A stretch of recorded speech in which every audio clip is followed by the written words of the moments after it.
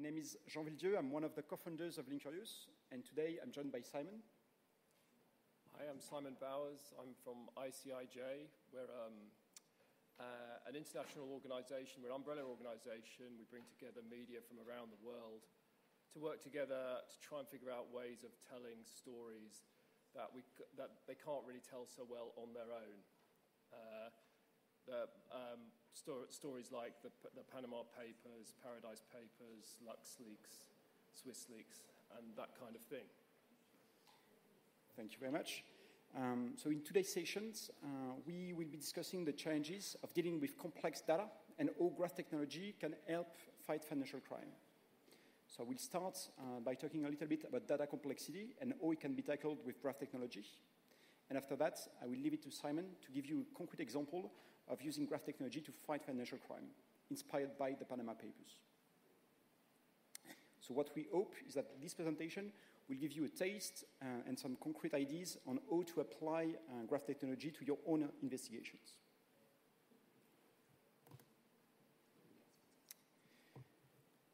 So we are all aware of what is displayed on these charts, the general growth of data in the world.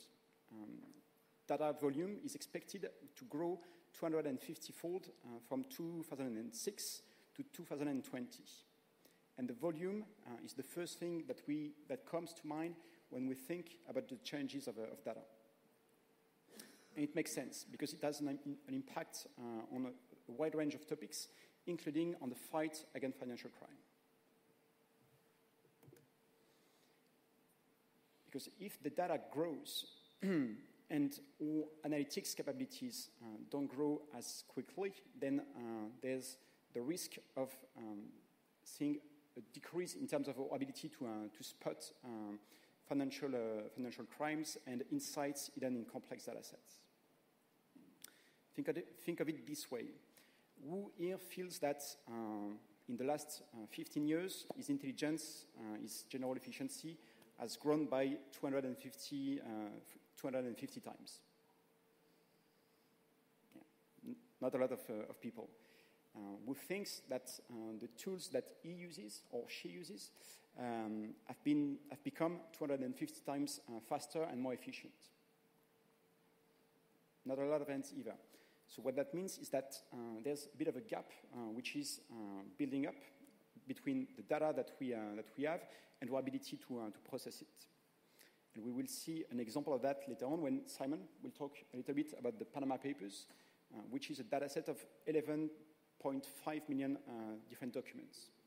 So large data sets, and which poses the question of how to extract insights from such large data sets. In this context, the easy approach is to do more of the same.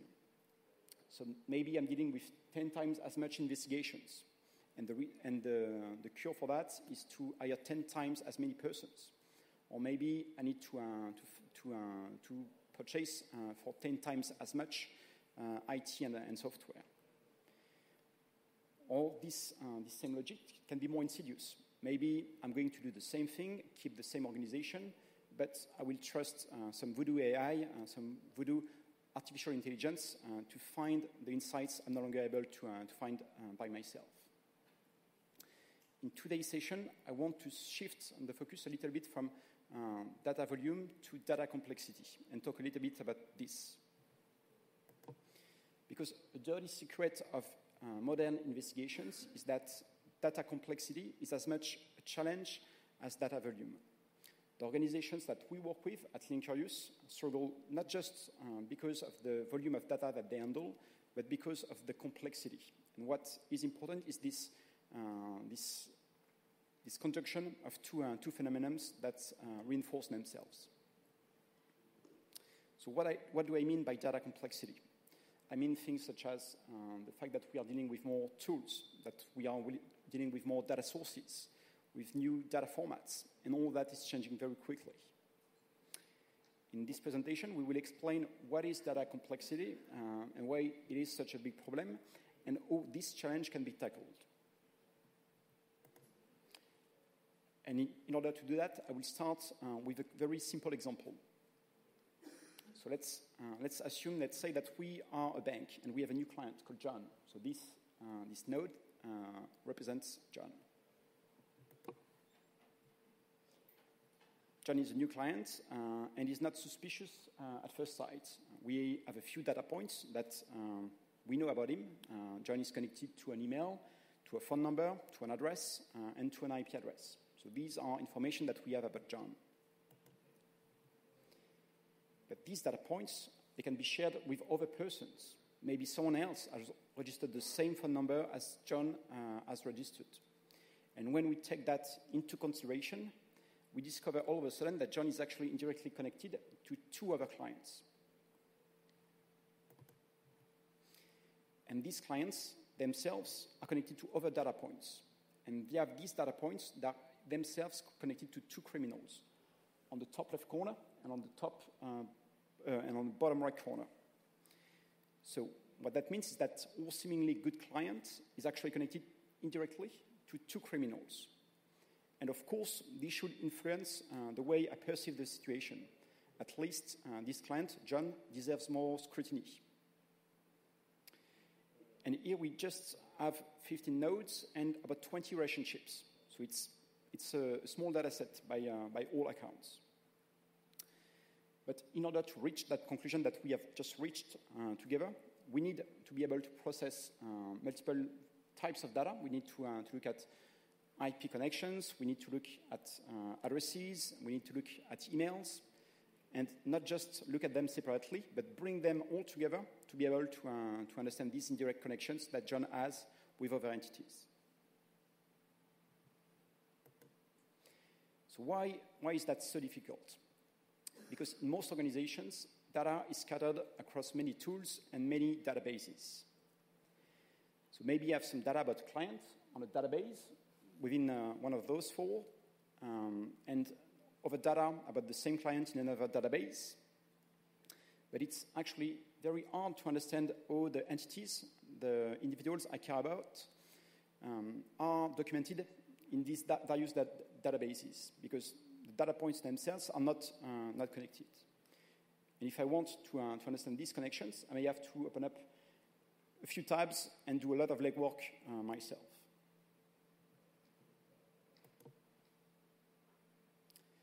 But it's actually even worse, because you are not dealing with just internal data sources, but maybe you also want to bring to your investigations external data sources. Maybe you want to go on the ICIJ website and look up some information regarding the offshore entities that you are dealing with. Maybe you want to log into a social network to bring even more information. And all that information fits with the information that I already have. Because, of course, all of that is interconnected. My client also exists on Facebook. He also exists in other data sources. And that's very much interconnected, all of that data. And in reality, organizations are quite good at scaling the individual data sources. So maybe I'm logging, all the financial transactions, and it's not so difficult to log 10 times as much financial transactions. It's not too difficult to bring in a new data source to acquire this data source. What's more difficult, and what organizations don't spend a lot of time doing, is working on the interconnections between these different data sources. And the result is that the connections that exist in the data are not documented. So what's the consequence of that? In our example, that would be the consequence, that would be the difference between understanding that John is a good client or understanding that John is potentially a suspicious client. And this inability to understand the connections in data is something that banks and financial institutions struggle a lot with. And it represents a blind spot. This is missing information that can change the outlook of investigations. And when the connections that exist in data are not tracked at the level of IT, then it becomes the job of investigators to actually find these connections. and they will have to spend a lot of time logging into multiple tools, maybe ask a colleague from IT, maybe learn some new arcane query language to retrieve information from a not too connected system, and then bring all of that together to build a good, broad intelligence picture for their investigation. Of course, that is very time-consuming, and it's also an error-prone process. And when you don't understand the connections which are in your data, you risk not being able to understand that indirectly you are doing business with some of those folks who are involved in the Panama Papers. But there's a different way to think and to organize data. Instead of storing data as a set of homogeneous rows in tables and in databases, data can be structured as a network of entities connected by relationships. This is what we call a graph. You have an example of a graph here with 3 distinct nodes connected by relationships. So on the top, we see John, who has a friend relationship with a Paul. This data could be equally structured as a table. But when we structure data as a graph, it makes it easier to capture the complex relationships that exist in investigations. That's why the graph approach is becoming the de facto standard for working with complex data at scale. Here we can see a chart that shows the relative popularity of different types of data storage, from relational to NoSQL to graph. Graph is represented by the bar in green on the top, and is growing faster than any other data systems. And that's because it is so powerful at organizing and querying large complex data sets. In the past, this sort of graph approach was reserved to the NSA, to Google, to very large organizations.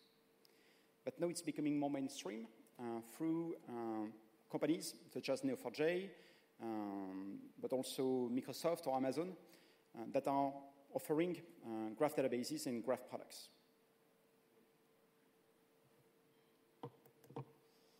So what storing information as a graph can change for your investigations? When you have all the heterogeneous data that you need in one single database, it can reduce the blind spots and make it much faster to retrieve connections hidden in your data. So that's the number one difference. Something else that can be brought by graph technology is the ability to work with more complex patterns. In traditional databases, so-called relational databases, every time we go from one node to another one, there's a cost in terms of computing power that is required. What that means is that very quickly, as you up within the network, the queries will take more and more time and quickly become unusable, because they will not return any results. With graph, you can work with much more connections, traverse much more connections, and thus detect more complex patterns. Here we have an example. We are looking at a round-trip flow of money, and in order to be able to detect that, you need to understand not just 1, 2, 3, 4, 5, 6, 7. You need to understand almost 10 connections, something which is not realistic and not doable with traditional relational databases. So with these performances, you can use graph technology to spot more advanced patterns.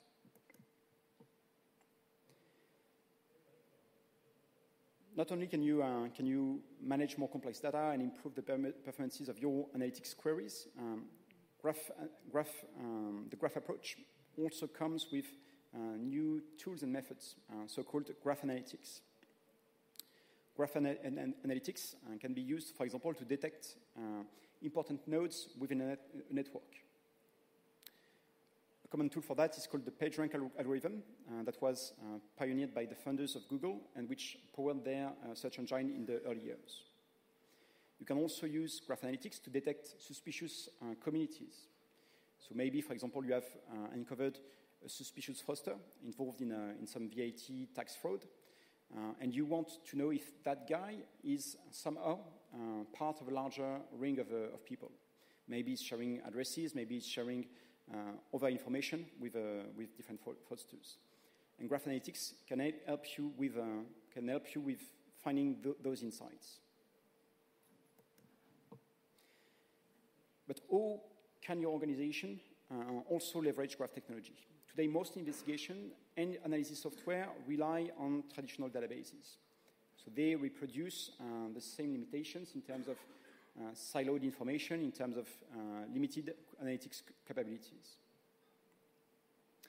But it's not just about having a backend database compatible with graph.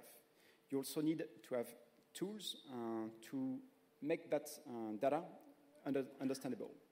And if you could have all the data in the world, if you are looking at it via tables, via pie charts, you're not going to be able to really understand the connections which are in your data. So we need tools that make it possible to visualize and to understand connections in data. That's the second problem when it comes to graph data, or to make it available, or to make it accessible to those who need it.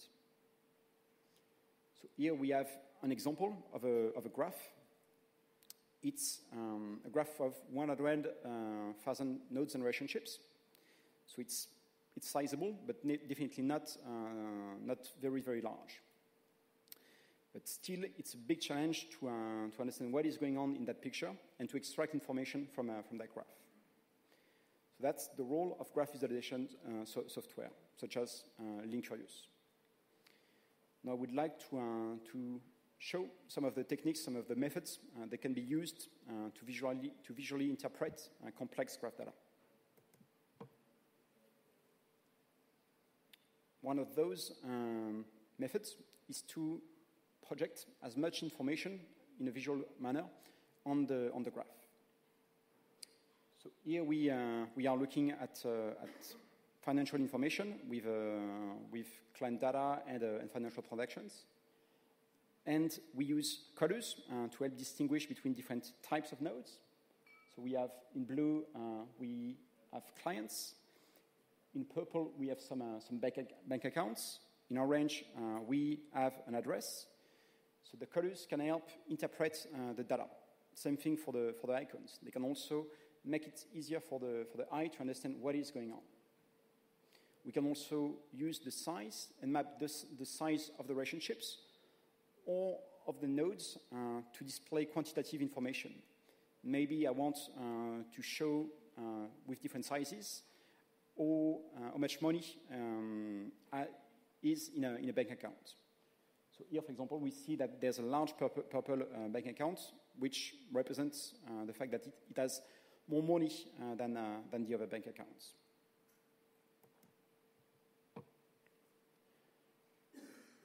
Another important tool to use when dealing with complex data is layouts. So layout is a way to display and to lay out data on a screen. For some investigations, it makes sense to use a hierarchical layout, for example. Maybe you are looking at the flow of money and you want to show things moving from left to right, or maybe you want to look at the corporate structure and figure out who is on top, who is making the decisions. Or maybe you have some geospatial information within your data and you want to understand how activities, how things are clustered in certain regions.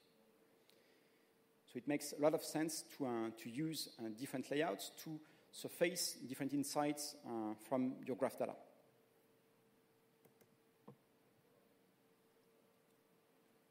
Finally, an another important tool to leverage and to use to conduct investigations on complex data is filters.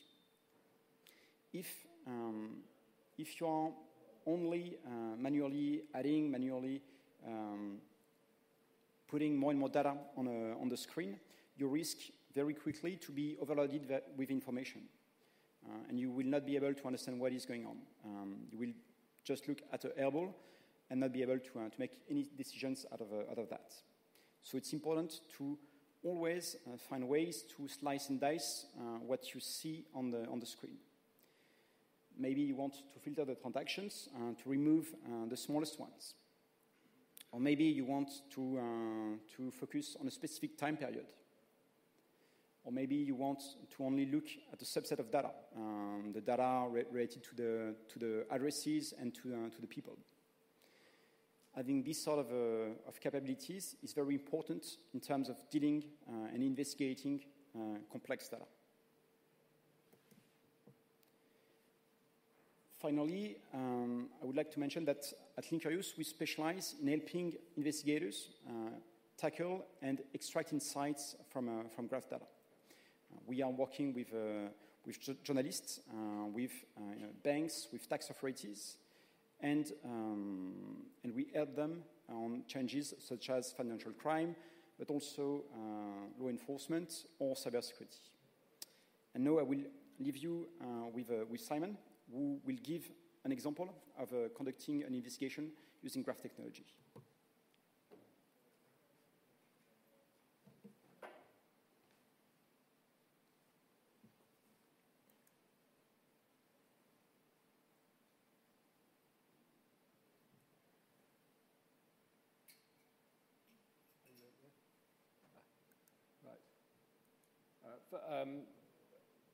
First of all, I just want to say thank you to Jean. Linkurious is a really, really brilliant technology. I'm not a technology person. I'm an old school journalist. For many years, I worked for The Guardian. I now work for ICIJ. And I've worked on a lot of ICIJ projects. And when you're dealing with these monster leaks, finding patterns is what it's all about. And this is just a brilliant tool for building patterns. And we've had conversations with a lot of traditional financial data providers, Bureau van Dijk and many others, and asked if we could have access to their data. And it takes a brave company to partner with an organisation like ICIJ, where we're not within the risk tolerances of some appetites out there, but Linkurious has been fantastic for us, and we're hugely grateful for them. So I should say I'm going to talk today very briefly about not the Paradise Papers, which was our last big leak, but the previous leak. The reason being, I don't know, is there anyone from Appleby in the room? No? Well, you should know, it's become very difficult to talk about Paradise Papers since they came to this jurisdiction and took legal action against our partners, BBC and The Guardian. That was settled, but it's just too complicated to talk about Paradise Papers. So, unfortunately, I'm going to take you back to the Panama Papers just so to look inside how those kind of investigations work. Now, this is a really old story, and many people may be familiar if they're looking at if they look at the financial fraud world. Gerald Smith it was one of the Jersey's most sort of prolific creators of offshore shell companies, which he used in 2002 to swindle £35 million out of an AIM-listed company, iZodio, as a cash shell. Huge case. Took the SFO 7 years to convict him. And I think the confiscation here proceedings are still ongoing. That's, I think, possibly, I don't know if there's anyone from Jersey here, but it's possibly the smartest house, biggest house in Jersey. That's where he lived with his wife. I think they may still live there. I don't know. Anyway, these are four companies. Ignore the address there. Stomp, General Equity, Lynch Tolbert, and Orb. This is the beginnings of a graph from Linkurious. Those are companies. We're now reverse engineering what the connections are between Mossack Fonseca, the Panamanian law firm, company formation agent, and Gerald Smith's empire. Gerald Smith was famous for not, like a lot of fraudsters, not putting his fingerprints on a lot of company data. So we now look at these 4 companies came out as critical companies in the fraud, and you can see two are in Jersey, his base, and 2 are in the British Virgin Islands. And then that's just an expansion out of the nodes. You get to the next level there, and you can see things are already getting quite messy. But if you look more carefully, you can see that there are some things are repeating. So you've got this word Kingsgate is repeating a lot. It's an address. It's a company. You've got the same addresses there. You've got MU Nominees Limited several times. And this, to me, is an interesting red flag, and I'm calling it the Dr. Strangelove red flag. It's like you're in a drama, and every actor you come across is played by the same. Every character is played by the same guy, and that's a strong tell, I would say, that there's trouble afoot. I mentioned MU Nominees. They repeat a lot in the Panama Papers data, but this orange colour denotes that they are officers of another company, so not an awful lot of data is held about them. So that was a bit of a frustration. But I've just put this slide in because, I mean, nominees it implies that they're providing nominee services, but with fraudsters, not always the case. Going back to the initial first expansion and focusing on Kinggate management, you see that's a slightly different colour there. That means that they are an intermediary client of Mossack Fonseca. Now, Kinggate was a creature of Gerald Smith's. He didn't. His fingerprints weren't on it, but it was argued successfully in court that it was essentially his creature. And if you expand the nodes there on Kinggate management, you get that. 26 BVI companies, 1 Panamanian company. And this was really an active intermediary creating the architecture through which Gerald Smith ran his frauds. And the way that I see it is it's like this sort of Marxist mantra. You know, you've got to seize the means of production if you really want to own the process, and he has really done that. When you own an intermediary that creates companies, then you're really at the races, and that can be, to be fair to Mossack Fonseca, that can be hard to spot because a lot of trust from a company like Mossack Fonseca would be put in the registered agent, and if the registered agent is or in the intermediary, if the intermediary is itself captured, then that's tough. So there he is. I've called him the Emperor. Gerald Smith. He is incredibly. He's managed to. The confiscation order against him has climbed to 65 million, and he continues to live well, generously having his trips paid for by those around him. And I thought of him as the Emperor.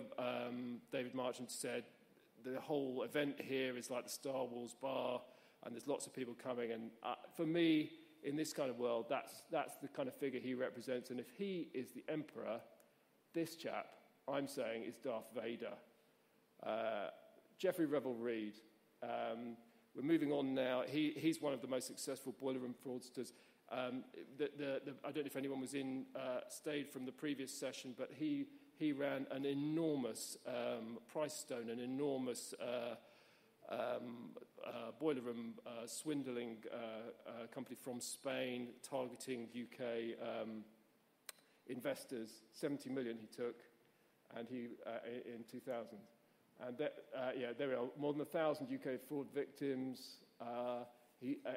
Geoffrey Revelry had been known to the authorities for many times. He's always escaped their clutches.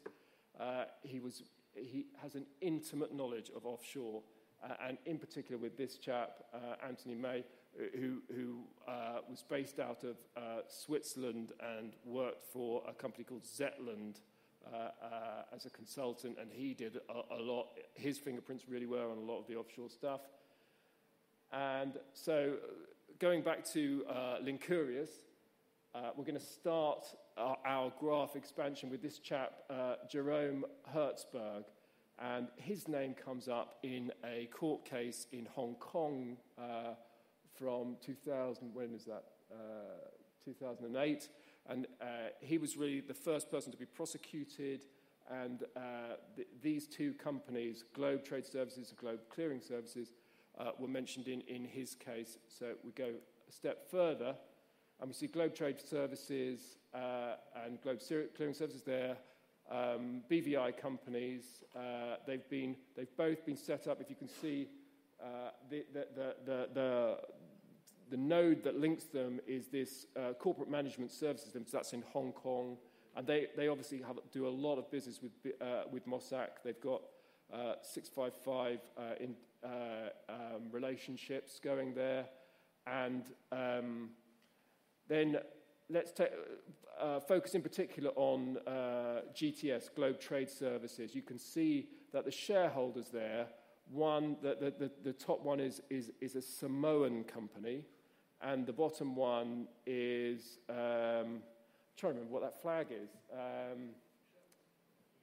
Anyone? No, it is, I don't know. I'll have to remember, but it's a secrecy jurisdiction. And they're both Belize. It's the flag of Belize.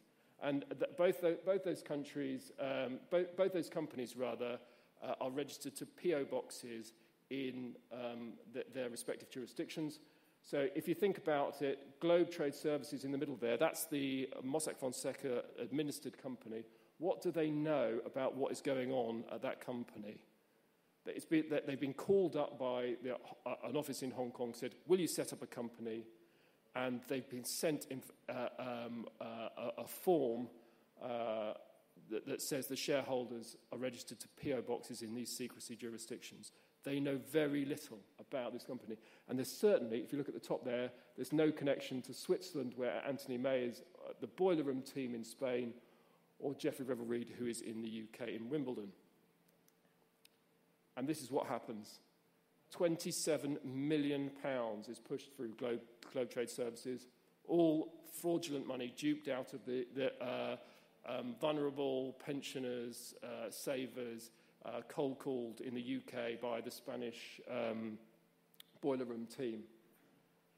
And, yeah, that's Globe Trade. So how could, we've been through this a bit already, how could Mossack Fonseca possibly have known, about these two companies? And the answer is they received an email from some of the fraudsters. Well, from one fraudster. I ended up finding this chap and speaking to him. He didn't want to be named. He's terribly embarrassed to have been taken in. But he sent this desperate email to Mossack Fonseca. And he says he's been on the internet, and he's very worried that he may have been defrauded by these guys at this company called Pricestone in Spain. He says, I'm concerned to find out that the business is genuine. There are alerts on the internet about Pricestone, and they can be found on Google.com. Who calls it Google.com? Well, he's a pensioner. It's clear he's not a sophisticated person digitally. This was a fascinating document to find for us, because it's clearly an email, but it's been printed out, and there's markings, there's circles and underlinings. So those have been done by Mossack Fonseca. They too are clearly concerned to know if this business is genuine. They are underlining the word alerts and the company. But it appears that they never went or they never went to Google to check, or they decided somehow to satisfy themselves otherwise, and they accepted some rather incredulous suggestions as to why this was not of concern. and they carried on regardless. And in fact, they struck a new deal with the mysterious intermediary in Hong Kong, and the deal was that any future letters or emails that arrived, they wouldn't open them. Instead, they would seal them and forward them onto Hong Kong. So their response to this red flag is to simply, I don't know, make sure no more red flags arrived. And it's particularly tragic because these are some. Each time the further letters did arrive, and they arrived in numbers, as you can see there. In Mossack Fonseca's BVI office, they scanned them in, just the envelopes with the address, and then they forwarded them on to Hong Kong, where presumably they were ripped up. But it's pretty. I've circled one there. It's addressed to Bridget Gilmore. It later came out in court. That was an alias, and she was one of the fraudsters. It's a really you often hear from people in the BVI and other jurisdictions saying, well, we couldn't have known. This was an elaborate jigsaw. We couldn't have known that we were part of a fraud. But it seems to me that you cannot do more to bury your head and avoid what's staring you in the face than this. Finally, those were two sort of reverse engineering examples. This is something that I thought was curious. We didn't end up doing a report on this, I don't think, in our coverage. But one of the things when we look for patterns that are going to be interesting is unusual corporate entities. They're often used for particular purposes. I've looked a lot at multinational tax avoidance, and there are certain trigger companies, like a Dutch CV is a classic company to be involved in a tax avoidance purpose. Equally, an unlimited Irish company also, but those are obviously legal activities. Another kind that we saw quite a bit in the UK in Panama Papers is a limited liability partnership. And LLPs are, obviously, you have big law firms. Many of you work for law firms, accountancy firms that are LLPs. I'm not talking about domestic LLPs. I'm talking about LLPs where the partners themselves are themselves overseas. This is a uniquely advantageous thing. It allows you to have a UK bank account, but without the scrutiny of having to file audited UK accounts. And if you just go on our website, ICIJ website, type in LLP, you find you get a whole lot of UK LLPs, jurisdiction UK, and look where they're linked to: Brazil, Ecuador, quite a few to Colombia. These are UK LLPs, UK entities with ownership links to these other jurisdictions, which is, you've got to say, curious. This is one of them. It's called, at the bottom there, Serena Services. It's not Serena Williams. It's something completely different, and it is the connections are shown on the graph there. So Mossack managers registered and created this UK LLP.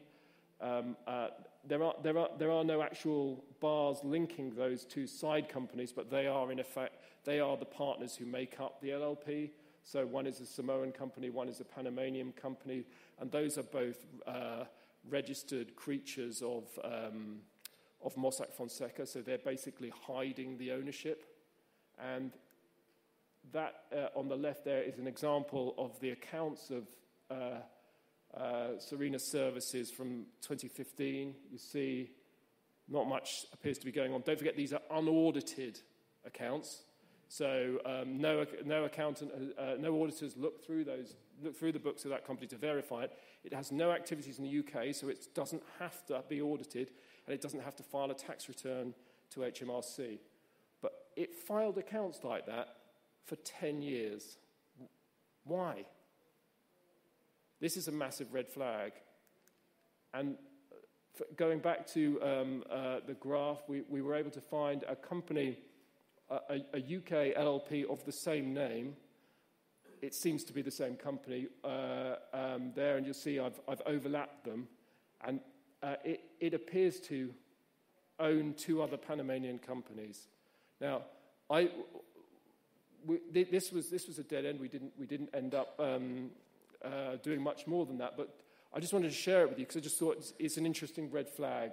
You've got a company that's supposed to be doing nothing, that's owned through an elaborate secrecy structure and owns in the UK, and it in itself then owns stuff back in secrecy jurisdictions. And I'll leave you with those tasters of the kind of thinking that we go through when we're doing our investigations. And I just remind you, ICIJ is our business model is we don't have a business model. We rely on donations.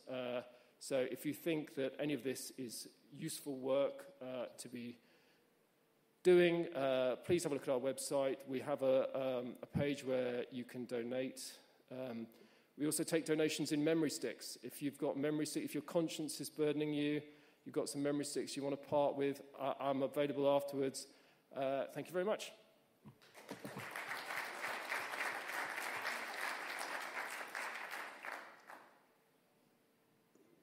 Hi, I just have a question with regards to the tool, Linkurious, and wanted to find out whether you have a timeline tool, because quite often you see changes in ownership and changes in directorships over time that link companies together and that are important in the narrative or in the timeline. And I found when I've used, for example, I2, it was never quite satisfactory. I'm just wondering whether you've built that in.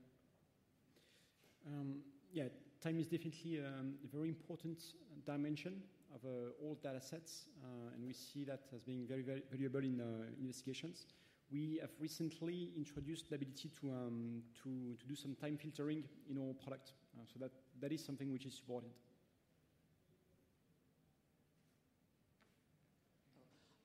Okay, this is to Simon Bowers. I'm Lucy Commissar. I'm an investigative journalist, and I'm a speaker at the next panel, where I deal with William Browder and his tax evasion. He built his entire Russian investing operation on Mossack Fonseca offshore shells in BVI and Guernsey. They're listed in the Panama Papers. His chief investors used Mossack Fonseca shells. Yet though Browder is one of the most famous and politically connected individuals with Mossack Fonseca shells, he has never been mentioned in articles by ICIJ or its partners. I have pointed that out to ICIJ to no avail. Why has Browder apparently been given a pass? I don't know. I haven't been working on. It's big. Several of the stories I mentioned there have not been reported. I don't know. Where did you say you're working?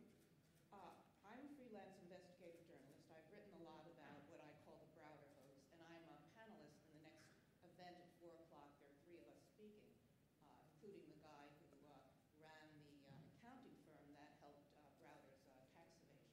Okay. But he is so politically important that, to me, the fact he has been totally ignored, and certainly in the American public, they have not heard of probably any of the people you've mentioned. They've all heard of Browder. Okay. And I have contacted ICIJ in New York, and I don't even get a response, and they know who I am. Okay. So I think he's been given a pass. Well, yeah. I mean, he's obviously a controversial figure in relation to Russia, and I don't know if you've seen the Russia Today produced a work of fiction called the Panama Chronicles. You should look it up on YouTube. It is very, very funny. But they have put a lot of effort into